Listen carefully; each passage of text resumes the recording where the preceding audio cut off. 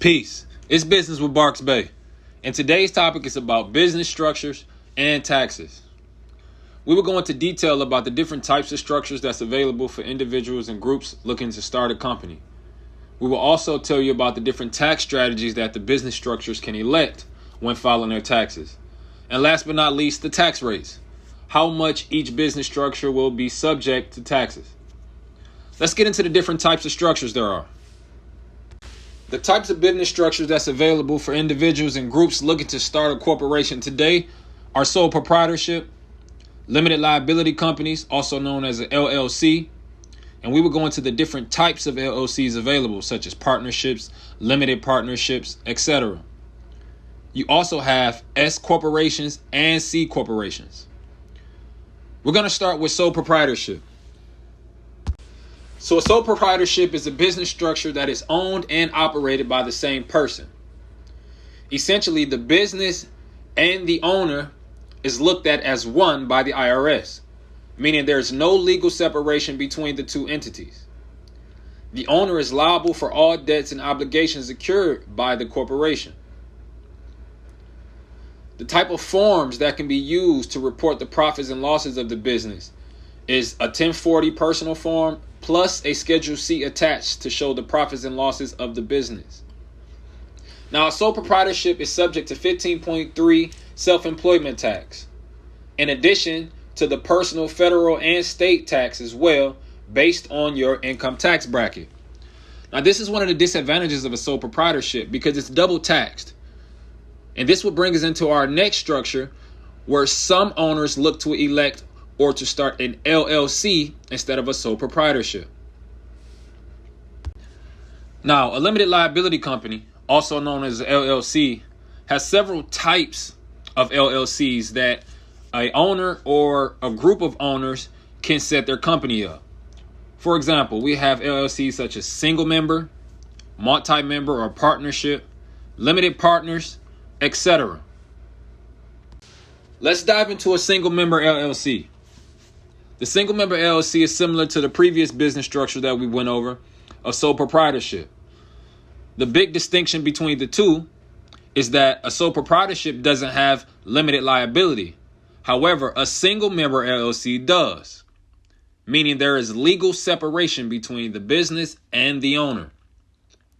This gives the owner personal asset protection if the company is sued.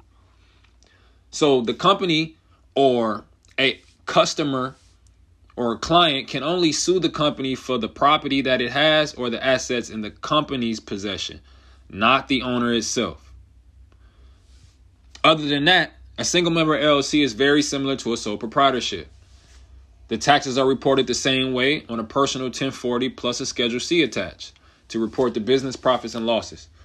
A single member LLC is also subject to 15.3 self-employment tax, included with the federal and state taxes that apply based on your individual tax bracket.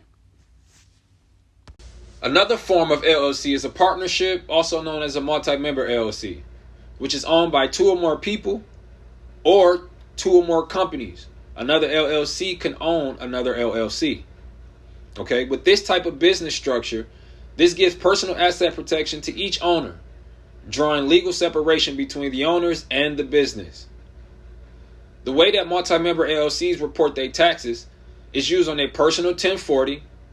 However, the company itself reports its profits and losses on a Form 1065.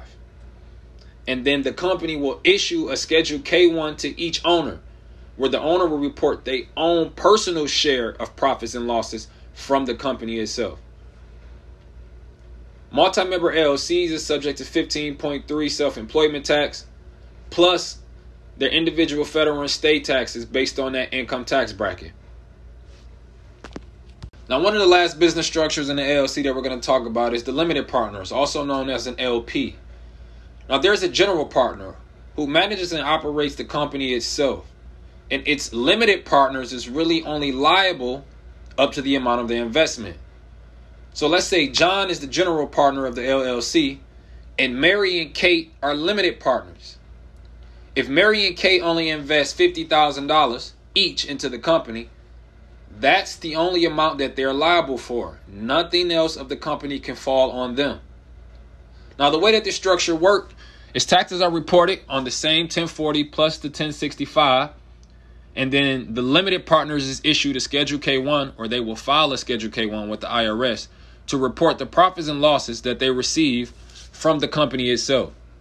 They use the pass-through taxes strategy, which is not subject to a corporate tax.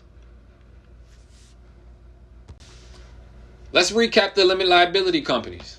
You have a single member LLC, which gives limited liability to the owner. You have the multi-member LLC, which is owned by two or more people who also has limited liability. And then you have the limited partners, also known as the LP, where each partner is only liable for up to the amount of their investments. Now, one thing about each of these LLC structures is that they can choose to elect to be looked at from the IRS as an S or C corporation. Now, most owners elect these corporations to remove their company from the double taxation. How can this happen? So if you choose for your single member LLC to elect as an S Corp, that means the owner will have to pay himself a reasonable salary. And we know if you pay yourself a salary, you then have to withhold taxes for your FICA and your Medicare throughout the year. So that's really your self-employment tax there, because it's being taken out each check from your salary. Then at the end of the year, when you file your taxes, only the profits and losses of the business will be taxed. This is one of the advantages of electing as an S or C Corp. This is only for educational purposes. Before doing so with your company, I advise that you consult with your tax specialist or your accountant. Let's check out the corporations. One of the first corporations we're going to dive into is the S Corporation. Now, the S Corporation is limited to only 100 shareholders. This means that this type of corporation cannot go public, okay? Which limits its ability to raise capital from other investors. Now, each shareholder owns a percentage of shares of the corporation. And when it's time to file the taxes, the S Corporation pass their profits and losses off through to their shareholders. The shareholders of the corporation would then report their taxes on their personal tax return, and is taxed at their individual tax rate. This allows the S Corporation to avoid the double taxation. This is called the pass-through tax strategy. The S Corp uses the forms 1120S to report the profits and losses. So the actual corporation itself will file the 1120S form. This will give all the details about how much money went in, how much money went out of the company. The shareholders that owns their percentage of shares of the corporation will report their profits and losses using their 1040 plus the 1099 dividend form or a Schedule K1, depending on how the corporation was set up. Now, an example of how the double taxation doesn't exist in this type of corporation. As you heard, the shareholders report their share using the 1099 dividend form, where they will report how much dividends they receive throughout the year, or the Schedule K1. And then they would only be taxed on federal and state level based on their income bracket. So there's no self-employment tax at all, because the shareholder does not work for the corporation. They only own shares, which means they just receive a profit or they report a loss. Now we get into the C Corp, one of my favorite corporations. This is big business here. A C corporation is not limited to how many shareholders it can have. These are the major corporations or the Fortune 500 companies that you know of today. Companies like Amazon, Facebook, Tesla, etc. Okay? These type of corporations are taxed separately from its shareholders. This is a double taxation election. Why is that? Because a C Corp is subject to a corporate tax, which is at 21%. And then the shareholders of this C Corp would then be taxed on their own personal taxes based on the amount of income or based on the profits and losses that they received. They will attach a 1099 dividend to their form, and this is how they will show the IRS how much income they made from this corporation. The form that the C Corporation will use to report its income and losses is Form 1120, not to be confused with Form 1120S, which is filed by S Corporation. Now, there's several tax deductions that can go with the C Corporation and all the corporation and LLCs that we talked about previous.